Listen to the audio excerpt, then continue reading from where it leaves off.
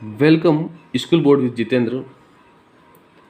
आज हम class 10th की साइंस के बारे में चर्चा करेंगे।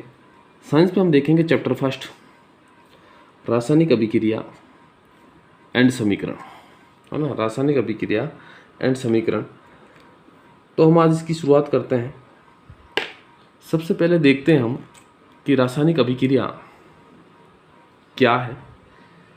देखिएगा, इस चैप्टर के इंट्रो ये है कि रासायनिक अभिक्रिया के बारे में बात करते हैं। तो रासायनिक अभिक्रिया में जो पदार्थ होते हैं, उन पदार्थों की अवस्था में जो परिवर्तन होता है वो रासायनिक अभिक्रिया में शामिल होता है।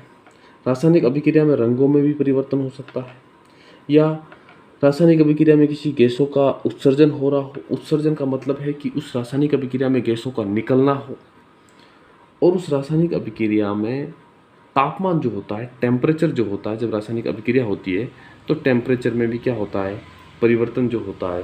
वो सब रासायनिक अभिक्रिया की क्या है, एक विशेषता है। क्या है बेटा? सभी विशेषता हैं। अवस्था परिवर्तन, रंगों में परिवर्तन, गैसों का उत्सर्जन और तापमान में परिवर्तन, ये चारों क्या है, रासायनिक अभिक्रिया की एक विशेषता है।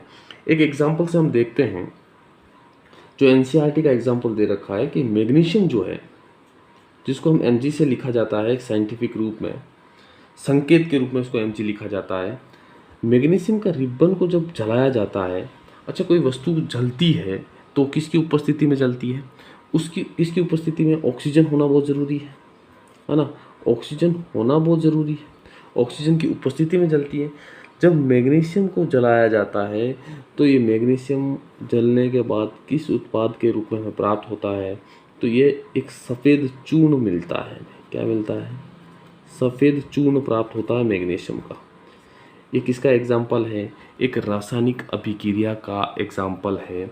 एग्जाम्पल नंबर 2 देखें। एक दानेदार जिंक होता है। जिंक जो होता है, उस जिंक में हाइड्रोक्लोरिक अम्ल HCl मिलाया जाता है, तो इस अभिक्रिया में हमें H2 गैस प्राप्त होती है, मतलब हाइड्रोजन गैस हमें मिलती है। टेम्परेचर इसका बढ़ता है। इसका मतलब क्या हो रहा है? देखो, मैग्नीशियम में क्या हो रहा है, अवस्था परिवर्तन हो रही है, रंग में परिवर्तन भी हो रहा है ना। रासायनिक अभिक्रिया की विशेषता है ये। और दानेदार जिंक प्लस HCl में क्या हो रहा है, H2 गैस निकल रही है, मतलब परिवर्तन तो हो रहा है, गैसों का उत्सर्जन हो रहा है, तापमान में भी परिवर्तन हो रहा है क्योंकि टेम्परेचर बढ़ रहा है।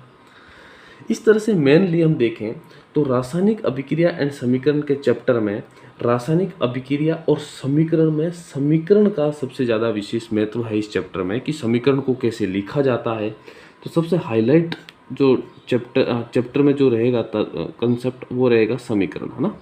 सबसे ज़्यादा हाईलाइट रहेगा समीकरण, क्योंकि रासायनिक अभिक्रिया उसको कैसे लिखा जाता है वो भी देखा जाएगा, लेकिन सबसे ज़्यादा हाईलाइट रहेगा समीकरण। अच्छा, अब अपन देखते हैं कि रासायनिक समीकरण जो है उसको कैसे लिखा जाता है ना। तो देखते हैं, जैसे हमने देखा मैग्नीशियम रिबन के बारे में, तो मैग्नीशियम और ऑक्सीजन उपस्थित था, तभी क्या हुआ, मैग्नीशियम रिबन को जलाया, हमें मैग्नीशियम रिबन का क्या उत्पाद प्राप्त हुआ, मैग्नीशियम ऑक्साइड प्राप्त हुआ। क्या हुआ? मैग्नीशियम ऑक्साइड प्राप्त हुआ, जो कि एक सफ़ेद चूर्ण था। अच्छा, ध्यान रखना, जब हम समीकरण, रासायनिक समीकरण को लिखते हैं तो दो पदार्थ हैं, जैसे मैग्नीशियम है, ऑक्सीजन है, तो इनके बीच में हम कौन सा चिन्ह लगाते हैं? क्योंकि दोनों मिल के काम कर रही है, तो इसके बीच में प्लस का चिन्ह लगाते हैं। और उत्पाद में अगर मान लो यहाँ पे कोई हाइड्रोजन गैस भी होती, कुछ भी होता, तो भी हम प्लस का चिन्ह यूज करते इस समीकरण में। अच्छा, जो अभिक्रिया करते हैं वो क्या कहलाते हैं? अभिक्रिया जो करते हैं वो अभिकारक कहलाते हैं, है ना। अभिकारक मतलब अभिक्रिया करने वाले अभिकारक कहलाते हैं। और इस अभिकारक से जो बनता है, जो भी प्रोडक्ट मिलता है, वो हमें उत्पाद कहलाता है। इसको लिखा कैसे जाता है? देखो, अभिकारक से हमें उत्पाद मिला है, मतलब तीर का निशान किस साइड होना चाहिए? उत्पाद की तरफ। हम कहाँ से कहाँ जा रहे हैं? अभिकारक से हम उत्पाद की तरफ जा रहे हैं, तो तीर का निशान भी हमारा किस तरफ होगा? उत्पाद की तरफ ही होगा। अब हम बात करते हैं कि रासायनिक समीकरण को कैसे लिखा जाता है। तो जैसे मैग्नीशियम ऑक्साइड के बारे में ही बात कर रहे हैं, तो मैग्नीशियम को तो लिखा जाता है भैया Mg, मैग्नीशियम। ऑक्सीजन को लिखा जाता है O2, और उत्पाद हमें क्या मिल गया, MgO मैग्नीशियम ऑक्साइड, है ना। लेकिन इसके साथ एक प्रॉब्लम है। प्रॉब्लम क्या है भाई? प्रॉब्लम ये है कि मैग्नीशियम और ऑक्सीजन जो MgO बना, क्या ये संतुलित समीकरण है ना? क्या ये इक्विवेलेंट समीकरण है? संतुलित है क्या ये, है ना? क्या ये संतुलित है? ये प्रश्न चिन्ह हमें बनता है।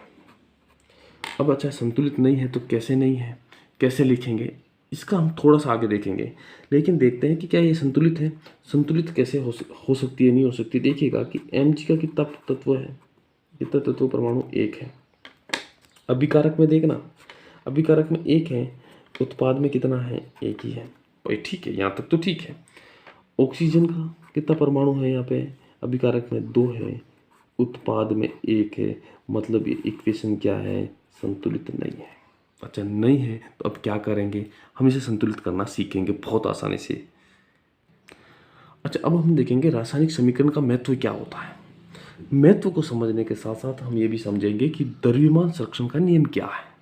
देखो, द्रव्यमान संरक्षण का नियम हम क्लास 9th में क्या है देख चुके हैं, क्लास 9th में हम देख चुके हैं। लेकिन फिर भी हम यहाँ बताते हैं कि द्रव्यमान संरक्षण का नियम ये कहता है कि जो अभिकारकों का द्रव्यमान है और उत्पादों का जो द्रव्यमान है, रासायनिक अभिक्रिया के बाद भी इक्विवेलेंट रहता है, मतलब बराबर रहता है। न तो द्रव्यमान उत्पादित होता है, न उसका क्या होता है, विनाश होता है ना। न तो खत्म होता है, न उसको उत्पादित किया जा सकता है। जितना है उतना ही रहेगा, द्रव्यमान संरक्षण का नियम ये कहता है। इसी के आधार पर हम क्या करेंगे, आगे रासायनिक समीकरणों को संतुलित करना सीखेंगे। अब देखिएगा रासायनिक समीकरण क्या है क्या नहीं। जैसे जिंक सल्फ्यूरिक अम्ल, जिंक में सल्फ्यूरिक अम्ल डाला जाता है तो जिंक सल्फेट बनता है, प्लस हाइड्रोजन गैस निकलती है ना। तो ये तो लिखा हुआ हिंदी में, हम इसको संकेतों में लिखते हैं और शॉर्ट करते हैं। जिंक को Zn लिख दिया, सल्फ्यूरिक अम्ल को लिख दिया हमने H2SO4, है ना। कैसे लिखेंगे, H2SO4 के रूप में लिखने का प्रयास करेंगे। तो इसको लिख दिया, सल्फ्यूरिक अम्ल को लिख दिया H2SO4, है ना। फिर तीर का निशान अभिकारक से उत्पादों की ओर, क्या बन गया, zinc sulphate ZnSO4 plus hydrogen gas निकल गई, है ना। ये हमारा क्या हो गया, एक रासायनिक समीकरण बन गया। अच्छा, हम चेक करते हैं क्या ये समीकरण संतुलित है या नहीं। सबसे पहले क्या चेक करते हैं, जिंक के बारे में चेक करते हैं। अच्छा, जिंक जो है, अभिकारकों में परमाणु की संख्या कितनी है। अच्छा, अभिकारक क्या होते हैं, इस साइड होते हैं अभिकारक। अभिकारक मतलब जो क्रिया करते हैं। अभिकारक कितना है, परमाणु संख्या 1 है। उत्पाद में परमाणु संख्या कितनी है, जिंक की 1 है, उत्पाद में भी जिंक की 1 है। तो भाई ये तो ठीक है, संतुलित है, ये तो संतुलित है, जिंक तो संतुलित है। अच्छा, हाइड्रोजन की बात करें, हाइड्रोजन यहाँ पे कितना है, 2 तत्व परमाणु है। यहाँ चेक करो, यहाँ पे भी 2 है, मतलब ये भी क्या है, संतुलित है, ये भी संतुलित है। अच्छा, एस सल्फर की बात करें तो सल्फर कितना है, यहाँ पे 1 है, 1 परमाणु है अभिकारक में, और उत्पाद में भी तो 1 ही है, और तो कहीं है ही नहीं, मतलब ये भी संतुलित है। ऑक्सीजन की बात करें तो ऑक्सीजन के क्या है, अभिकारकों में 4 है और उत्पाद में भी 4 है। मतलब किस्मत से हमें क्या मिल गया, ये समीकरण एक वेल संतुलित मिल गया, है ना, संतुलित मिल गया। अच्छा, संतुलित नहीं होता तो हम क्या करते हैं, वो हम अभी सीखेंगे कि संतुलित नहीं होने पर हम उसको कैसे संतुलित करते हैं, ठीक है। अच्छा, अब हम देखेंगे कि समीकरणों को संतुलित कैसे करते हैं। हमारे पास एक समीकरण दे रखा है, Fe प्लस H2O क्या बन गया, Fe3O4 प्लस H2 बन गया, फेरस ऑक्साइड बना, आयरन था, Fe को आयरन लिखा जाता है, ध्यान रखना। सबसे बड़ी बात तो आप ये देख लेना कि Fe का मतलब होता है फेरस, इसका रासायनिक नाम हमारी भाषा में कहा जाता है इसको लोहा, हिंदी में इसको बोला जाता है लोहा। तो देखो, इस समीकरण में देखते हैं क्या ये संतुलित है, नहीं है तो हम करके देखेंगे। Fe का यहाँ पर परमाणु कितना है, तत्व कितना है, 1 है। उत्पाद में मेरे भाई 3 है, यहीं से गड़बड़ हो गया भाई, संतुलित तो नहीं है, ये बात तो कन्फर्म हो गई। फिर हाइड्रोजन का 2 है, अभिकारक अभिकारक इधर ही तो आते हैं, उत्पाद इस साइड आएंगे। हाइड्रोजन का कितना है, तो ये ठीक है, लेकिन ये इसमें गड़बड़ है, यह गड़बड़ है। ऑक्सीजन की 1, वहाँ ऑक्सीजन कितना 4, तो मतलब सीधी सीधी सी बात ये आ गई कि ये समीकरण संतुलित है ही नहीं भाई, है ना। अब इसको संतुलित करने के लिए क्या करें, सबसे पहले हमें देखना पड़ेगा कि अधिक परमाणु वाला तत्व लेना है, जैसे फेरस ऑक्साइड Fe3O4 ये लेना है। यहाँ पे Fe3O4 देखो, Fe3O4 में हम देखते हैं आयरन 3 है, ऑक्साइड ऑक्सीजन 4 है, तो हम क्या करें, इसको है जैसे का जैसे रखें। ऑक्सीजन को 4 इधर करने के लिए हमें क्या करना पड़ेगा, 4 से गुणा कर दिया जाए, 4 से मल्टीप्लाई कर दिया जाए, है ना। 4 से मल्टीप्लाई करेंगे तो काम हो जाएगा।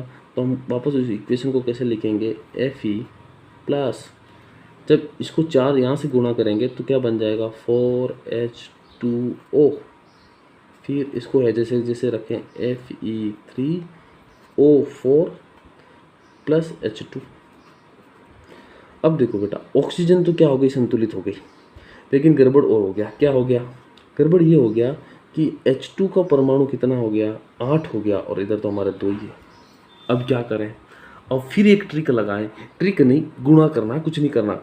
ये 8 है, इसको 8 करना है, तो क्या करेंगे, 4 से गुणा करते हैं, है ना। तो देखिएगा step number 3 Fe plus 4H2O, हमें जहाँ छेड़ना वहाँ देखना, क्या करना है, Fe3 को नहीं छेड़ना, Fe3 है जैसे जैसे रहने दो। ऑक्सीजन 4, ऑक्सीजन 4 इधर भी है, कोई दिक्कत नहीं है, लेकिन H2 हमारे 8 है, यहाँ पे H2 2 ही है, 4 से गुणा कर देंगे तो 4 दूनी 8 हो जाएंगे, या 4 दूनी 8, मतलब H2 भी काम हो गया हमारा। अब दिक्कत कहाँ आ रही है, अब दिक्कत आ रही है मेरे भाई, अब हमें क्या करना है, अब हमें करना है कि H2 वाला 8, H2 तो 8 हो गया, ऑक्सीजन भी 4 हो गया। अब आयरन का लफड़ा हो रहा है। आयरन के लिए हम क्या करें, यहाँ पे 3 है तो 3 से गुणा करते हैं, 3Fe, अभिकारकों में ही करना पड़ेगा क्योंकि उत्पाद में तो 3 है, तो 3 करना पड़ेगा, 3Fe प्लस 4H2O, फिर हम लिखेंगे Fe3O4 प्लस 4H2।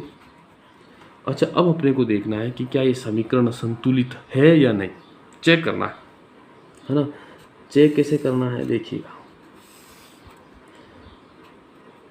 Fe के अभिकारक में कितने हैं, 3, उत्पाद में कितने हैं, 3, मतलब ठीक है, वेल है, अच्छा है, अच्छा है ना। फिर H2 की बात करें तो H अभिकारकों में कितना है, 8, उत्पाद में 8, ठीक बैठ गया। ऑक्सीजन चेक कर लें, ऑक्सीजन चेक कर लें, ऑक्सीजन की बात करें तो ऑक्सीजन के 4 अभिकारकों में है, उत्पाद में भी 4 है, मतलब क्या हो गया, ये अभिक्रिया क्या है, संतुलित हो गई। अच्छा, इस तरह से इस अभिक्रिया को संतुलित करना क्या कहलाता है, हीट एंड ट्रायल मेथड, क्या कहते हैं इसको, heat and trial method, trial method, ठीक है। अब हम समीकरण में हम अब लिखेंगे भौतिक अवस्थाओं के संकेत कैसे लिखे जाते हैं। तो देखिएगा, ठोस को तो लिखा जाता है सॉलिड, क्या लिखा जाता है, ठोस। अगर जैसे Fe ठोस है तो उसको S लिखा जाएगा उसके आगे, है ना। कैसे लिखते हैं मैं बताता हूँ। गैस को G गैस, जलीय को लिखा जाता है एक्वेस सॉल्यूशन, और द्रव को लिखा जाता है लिक्विड, L लिखा जाता है। अब देखिएगा, जो हमारी अभी जो इक्वेशन हमने जो बनाई 3Fe, अच्छा Fe लोहा क्या है, सॉलिड, तो उसको S लिखा जाएगा इस तरह से। फिर नंबर 2 4H2O था, 4H2O क्या थी, एक भाप के रूप में थी, और भाप क्या होती है, G गैस के रूप में लिखा जाएगा। प्लस का चिन्ह तो हमें लगाना ही है। अच्छा, अभिकारकों से उत्पाद बनेगा, उसी तरफ हम तीर का निशान लगाएंगे। फिर हमारे पास क्या बना, फेरस ऑक्साइड Fe3O4। अच्छा, फेरस ऑक्साइड जो हमें मिला वो एक सॉलिड था, उसको S से लिखेंगे। और फिर हमारे पास गैस निकली H2 वाली, 4H2 हाइड्रोजन गैस निकली, है ना। उसको इस तरह से लिखा जा सकता है, बहुत अच्छी तरह से हमने देख लिया, है ना। अच्छा, एक इक्वेशन और है जो कि प्रकाश संश्लेषण की अभिक्रिया है, ये अभिक्रिया भी अपने को याद रखनी है ना। प्रकाश संश्लेषण की अभिक्रिया है, प्रकाश संश्लेषण अभिक्रिया, प्रकाश संश्लेषण अभिक्रिया, उसको भी हम हीट एंड ट्रायल से बना सकते हैं। प्रकाश संश्लेषण अभिक्रिया, प्रकाश संश्लेषण अभिक्रिया लिखवा रहा हूँ मैं, है ना, क्या है 6CO2 मतलब कार्बन डाइऑक्साइड, है ना, कार्बन के 6 ऑक्सीजन के 12 हो गए।